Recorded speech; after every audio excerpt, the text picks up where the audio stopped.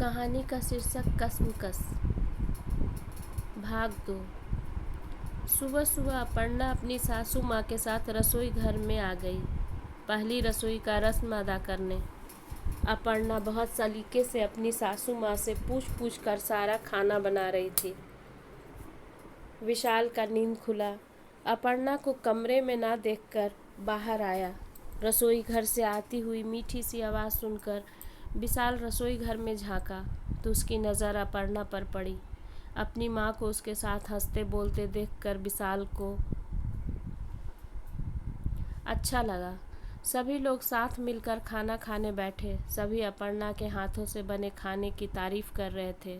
सचमुच खाना इतना बढ़िया बना था कि विशाल भी अपने आप को तारीफ करने से रोक नहीं पाया। सभी लोग नेग में कुछ न कुछ अपर्णा को दे रहे थे। विशाल को भी उपहार देने बोला गया। विशाल ने अपर्णा से कहा, आप अपनी पसंद बता दीजिए, मैं ला दूंगा। अपर्णा बोली कि जब मन होगा तो मैं आपसे मांग लूँगी, अभी मेरे लिए आपकी तारीफ़ ही बहुत है। सभी छोटे भाई बहन विशाल को छेड़ने लगे। ऐसे ही हंसते मुस्कुराते दोपहर का समय निकल गया। सभी लोग अपने अपने कमरे में आराम करने चले गए। अपर्णा और विशाल भी कमरे में आ गए। विशाल अपर्णा से नज़रें चुरा रहा था, मोबाइल देखने में व्यस्त हो गया। तभी अपर्णा का मोबाइल बज उठा। फ़ोन उसकी माँ का था। दोनों की बातचीत हो गई तो उसकी माँ बोली विशाल से बात कराने। विशाल जी, अपर्णा का ध्यान रखिएगा।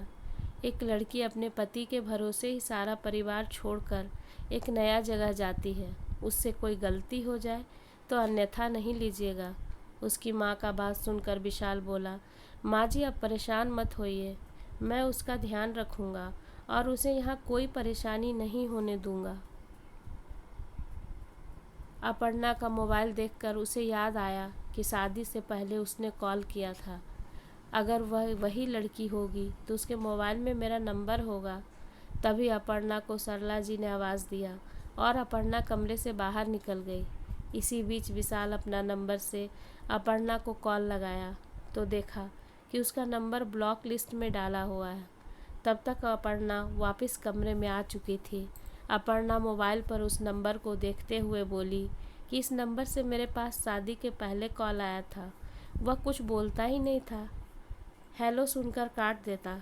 विशाल झिझकते हुए बोला, मैंने ही कॉल किया था। आप? अपर्णा बोली, तो फिर आप बात क्यों नहीं किए? विशाल बोला, अरे मेरे मित्रों ने मुझे छेड़ने के लिए आपको कॉल लगाया था। अपर्णा ने विशाल के नंबर को ब्लॉक लिस्ट से बाहर कर उसे सेव कर दिया। विशाल बोला, अपर्णा, मैं चाहता हूँ कि हम दोनों पहले एक दूसरे को समझ लें, फिर अपनी ज़िंदगी का शुरुआत करें। आप क्या कहती हो? अपर्णा बोली, पता है मैं भी यही सोच रही थी, लेकिन बोल नहीं पा रही थी। विशाल के मन में तो कुछ और ही चल रहा था। पहले वो अपना वहम का निवारण करना चाह रहा था। सोचा चलो कुछ तो समय मिला। अपर्णा अपना हाथ आगे बढ़ाकर बोली, फ्रेंड। विशाल मुस्कुराते हुए उसके हाथों का स्पर्श किया। उसके नरम मुलायम हाथों को छूकर विशाल के दिल के तार बज उठे। अपर्णा आराम करने लगी। उसे लेटते ही नींद आ गया। विशाल सोती हुई अपर्णा को देख रहा था। इतनी खूबसूरत थी कि कोई भी उसकी खूबसूरत काया को देखकर मोहित हो जाए, लेकिन विशाल कहाँ मोहित होने वाला था। उसकी नज़रें तो बड़ी बड़ी काली आँखों की गहराई में डूबा हुआ था, जिसकी गहराई से विशाल चाह कर भी नहीं निकल पा रहा था। धीरे धीरे समय बीतने लगा। अपर्णा पूरी तरह से सारे परिवार में घुल मिल गई। विशाल भी अपर्णा के साथ मित्रवत व्यवहार करने लगा। साथ साथ कभी कभी रसोई घर में भी काम करते। विशाल की माँ सरला जी को बुखार हो गया। अपर्णा सारे घर की जिम्मेदारी के साथ साथ सरला जी का सेवा भी कर रही थी। अपर्णा का सेवा भाव देखकर विशाल उसका कायल हो गया। सभी लोग बोलते कि अपर्णा जितना तन से खूबसूरत है उतना मन से भी सुंदर है। आज पड़ोस की आंटी विशाल से मिली तो अपर्णा की तारीफ करते हुए बोल रही थी, बेटा तुम्हारी पत्नी बहुत अच्छी है, सरला जी का बड़ा ध्यान रखती है। आजकल के युग में ऐसी बहू किस्मत से मिलती है। विशाल को अब अपर्णा की तारीफ अच्छा लगता। आज शाम को जब ऑफिस से घर पहुंचा तो नीली रंग की साड़ी में अपर्णा को देखा तो देखते रह गया। विशाल बोला, क्या बात है, कहीं जाना है? तभी सरला जी आई और बोली, बहू को मायके जाना है, इसके साथ जाओ। विशाल झट से तैयार हो गया। तैयार होते होते सोच रहा था कि हो न हो अपर्णा के घर जाने से उस तस्वीर का राज खुले। उन लोगों का मान सम्मान से स्वागत हुआ। अपर्णा की माँ का तो मानो पैर जमीन पर ही नहीं टिक रहा था अपने बेटी दामाद को देखकर। अपर्णा खूबसूरत थी तो विशाल भी कुछ कम नहीं था।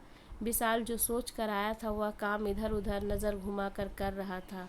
तभी अपर्णा की भाभी एक पुराना एल्बम लेकर आई। बोली, आइए विशाल जी, हम लोग कुछ पुरानी तस्वीरें देखते हैं। जो लोग शादी में नहीं आ पाए उनकी भी पहचान करवाते हैं। यह सुनकर विशाल खुश हो गया। मन ही मन सोचा कि मुझे दूसरे तस्वीर से क्या लेना देना। सारा एल्बम देख लिया, कहीं कुछ नहीं मिला। अब वह सोचने को मजबूर हो गया कि सचमुच मुझे वहम तो नहीं हुआ है। दूसरे दिन ऑफिस पहुंचा तो करण से इस बारे में बात किया। करण बोला, अभी तक तुम उन्हीं बातों में उलझे हो? करण फटकार लगाते हुए कहा, तुम्हें और क्या चाहिए? भाभी खूबसूरत होने के साथ ही साथ कितना ख्याल रखती है तुम्हारे माता पिता का। बिना मतलब के उलझन में खोए हो। ऑफिस से घर लौटते वक्त विशाल सोच रहा था कि करण सच ही कह रहा है। कब तक मैं इन बेबुनियाद ख्यालों के कारण निराधार पद पर चलता रहूँगा। सभी मित्रों ने मिलकर इस रविवार को घूमने और फिल्म देखने का योजना बनाया। सभी अपनी पत्नी के साथ आ रहे थे। करण गुस्से से पूछा, तुम आ रहे हो भाभी के साथ? विशाल बोला, हाँ हाँ भाई, आऊँगा। शाम को अपर्णा जब तैयार होकर निकली, हल्की गुलाबी साड़ी में गुलाब की तरह खिल रही थी। विशाल उसे देखा तो देखता ही रह गया। विशाल गौर कर रहा था कि पार्क में गुजरने वाले हर इंसान एक बार अपर्णा को जरूर देखता। सभी मित्र अपनी अपनी पत्नी के नज़दीक बैठकर एक ही आइसक्रीम खा रहे थे, लेकिन अपर्णा और विशाल थोड़ी दूर दूर बैठे थे और अपने अपने आइसक्रीम खा रहे थे। परंतु सबकी घूरती नज़रों को देखकर विशाल भी अपर्णा के हाथों को पकड़कर उसके नज़दीक बैठ गया। अपर्णा भी अपने हाथों को छुड़ाने का प्रयास नहीं की। धीरे धीरे समय बीत रहा था और विशाल अपर्णा करीब आ रहे थे। आज रात को जब अपर्णा घर का काम समाप्त करके कमरे में आई, सुर्ख लाल रंग के नाइट सूट में जब आईने के सामने खड़े होकर अपने बालों को संवार रही थी तो विशाल की नज़रें आईने पर पड़ी। अपर्णा को देखा तो उसकी नज़रें हट नहीं रही थी, पर इस सोच में डूब गया क्यों उसने अपने और अपर्णा के रिश्तों को आगे नहीं बढ़ाया। अपर्णा को बिस्तर पर लेटकर अपनी आंखें मूंद ली, परंतु विशाल अपर्णा को एकटक निहार रहा था और इसी उधेड़-बुन में उसकी आंखें लग गई। सुबह अलार्म की आवाज़ सुनकर उसकी नींद खुली। अपर्णा नित्य क्रम से निवृत्त होकर कमरे से बाहर होने लगी। तभी विशाल उसके हाथों को पकड़कर उसे रोक लिया, अपनी ओर खींचते हुए करीब आ गया। अपर्णा का सारा बदन सिहर गया। विशाल के स्पर्श को महसूस कर अपनी नज़रें झुका ली। विशाल उसके चेहरे को ऊपर उठाते हुए बोला, मुझे तुमसे कुछ कहना है। अपर्णा पूछी, क्या? विशाल बोला, मुझे इजाज़त मिलेगी करीब आने की? अपर्णा कुछ बोल नहीं पाई, परंतु मुस्कुराते हुए अपनी नज़रें झुका ली। अपने दोनों हाथों से उसके गालों का स्पर्श करते हुए उसके माथों को चूम लिया। अपर्णा उसके सीने से लग गई। बातों का सिलसिला शुरू हुआ ही कि विशाल का मोबाइल बज उठा। कॉल उसके ऑफिस से था। उसे अचानक कोलकाता जाना था। दोपहर 12 बजे का फ्लाइट से अपर्णा की आंखें भर आई थी। उदास देखकर विशाल उसे समझाते हुए कहा, बस 2-4 दिन की तो बात है। लेकिन विशाल को भी ये 2-4 दिन काटना मुश्किल लग रहा था। माता पिता से आशीर्वाद लेकर घर से निकला। कोलकाता पहुंचकर सबसे पहले होटल लिया, फिर फ्रेश होकर कॉन्फ्रेंस के लिए निकल गया। कॉन्फ्रेंस के बीच में समय मिलता तो अपर्णा को मैसेज भेजता। रात को जब काम करके होटल पहुंचा तो अपर्णा को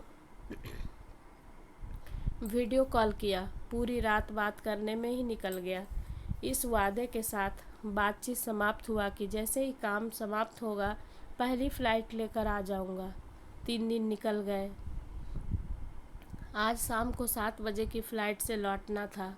अचानक विशाल को ख़्याल आया कि अपर्णा के लिए कुछ खरीद लें, तो मॉल में गया। वहाँ अपर्णा के लिए साड़ी देख रहा था।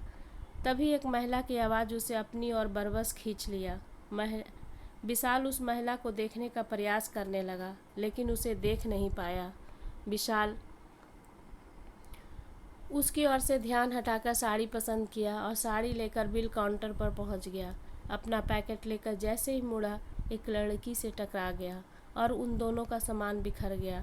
दोनों अपना अपना सामान समेटने लगे। दोनों के मुंह से एक साथ निकल पड़ा, सॉरी। बोलते समय दोनों की नज़रें टकरा गई। यह क्या? कितना मुश्किल से विशाल इन आँखों को भूल पाया था, वही बड़ी बड़ी काली आँखें। विशाल तो हैरान परेशान हो गया, लेकिन वह लड़की जल्दी से अपना सामान उठाई और गेट की तरफ तेज़ी से निकल पड़ी। हड़बड़ाहट में आगे जाकर एक महिला से टकराई। उसके लंबे काले घने बाल खुलकर कमर तक आ गए। विशाल उसके पीछे पीछे रुकिए रुकिए बोलते हुए आगे बढ़ा, लेकिन वह जल्दी से टैक्सी में बैठकर चलने का इशारा की। विशाल टैक्सी के पीछे पीछे दौड़ रहा था। अपर्णा के लिए जो साड़ी लिया था वहीं मॉल में ही गिरा रह गया। विशाल को उसकी चिंता नहीं थी।